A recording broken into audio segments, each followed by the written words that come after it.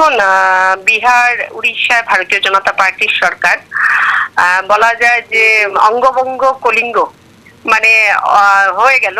বঙ্গে বাকি ছিল সেটাও হয়ে গেল, গঙ্গোত্রী থেকে গঙ্গাসাগরে আজ ভারতীয় জনতা পার্টি। এটা খুব প্রত্যাশিত জয় ছিল। এটা তৃণমূল বা বিজেপির লড়াই ছিল না। এই নির্বাচনটাকে যদি আমরা খুব ভালো করে দেখি না, সে লড়াইটা ছিল মমতা ব্যানার্জি, মাননীয় মমতা ব্যানার্জির নেতৃত্বে যে কারাপশন, যেভাবে হিন্দুর যেভাবে অসুরক্ষিত হয়ে পড়ছিল, যেভাবে অনুপ্রবেশকারীরা এসে যেভাবে বাংলা দখল করে নিয়ে যাচ্ছিল, মানে গোটা রাষ্ট্রের সুরক্ষা একটি থ্রেটের মুখে দাঁড়িয়ে পড়েছিল, মানে বিপদগামী হয়ে পড়েছিল। সেই জায়গায় রাষ্ট্রের সুরক্ষা, রাষ্ট্রের শান্তি, স্বাভিমানকে রক্ষা করারও সেটা লড়াই ছিল। মমতা ব্যানার্জি বনাম সেটা গোটা বাংলার মানুষের, জনতার সেটা লড়াই ছিল। আমরা প্রত্যাশিত ভাবে বিপুল বলবো মার্জিন সংখ্যা নিয়ে আমরা সরকার করতে চলেছি। ডক্টর শ্যামাপ্রসাদ মুখার্জি দ্বারা তৈরি পার্টির সরকার আজ ডক্টর শ্যামাপ্রসাদ মুখার্জির মাটিতে আজ প্রতিষ্ঠিত হতে চলেছে, এবং তার জন্য নিশ্চিতভাবে যারা বলিদান দিয়েছিলেন এই পার্টিকে সরকারে আনার জন্য, 300-র ওপর কার্যকর্তা ভারতীয় জনতা পার্টি, তাদেরকেও আজকে দিনে স্মরণ করতে চাই। যারা কার্যকর্তারা, যারা রক্তচক্ষুকে উপেক্ষা করে যারা লড়াইয়ের ময়দানে যারা ছিলেন, তাদেরকেও ধন্যবাদ জ্ঞাপন করব।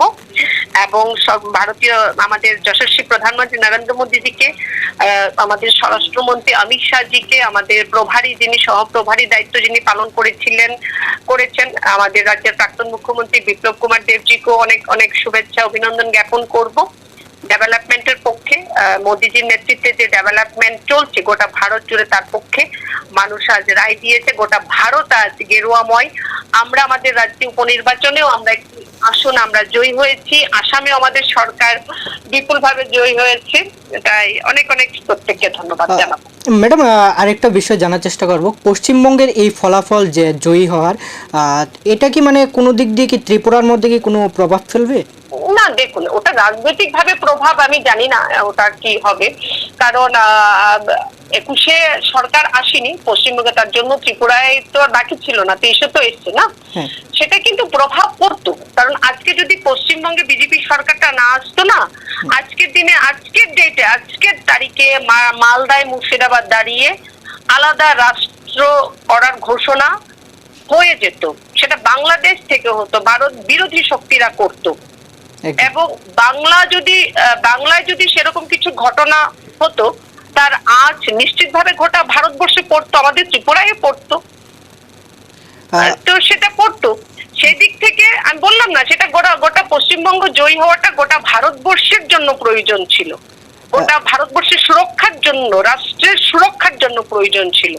ত্রিপুরা তো তার থেকে আর বাদ যাবে না। নিশ্চিত ভাবে দেখুন, ওটা খুব স্বাভাবিক একটা কোশ্চেন, স্বাভাবিক একটা উত্তর, যে আরেকটি রাজ্য যখন জয়ী হয়, তার গোটা ভারতবর্ষের কার্যকর্তাদের মনের মধ্যে নিশ্চিত ভাবে একটা উৎসাহ, উদ্দীপনা তো আসবে। এটা খুব স্বাভাবিক, এবং সেটা হয়েছে, সেটা হচ্ছে, ভালো লাগছে, ভীষণ ভালো লাগছে।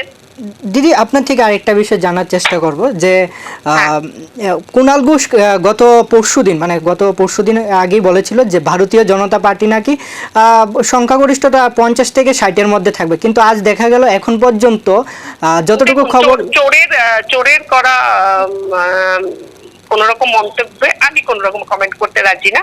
উনি এক সময় মমতা ব্যানার্জিকে জেলে যখন ওনাকে নিয়ে যাওয়া হচ্ছিল, উনি বলেছিলেন মমতা ব্যানার্জি আসল চোর। তো কুণাল ঘোষের কমেন্টে যদি কমেন্ট করতে হয়, আমি বলবো, ওরা বলেছেন। ঠিক আছে ম্যাডাম, হ্যাঁ, ধন্যবাদ ম্যাডাম আপনাকে।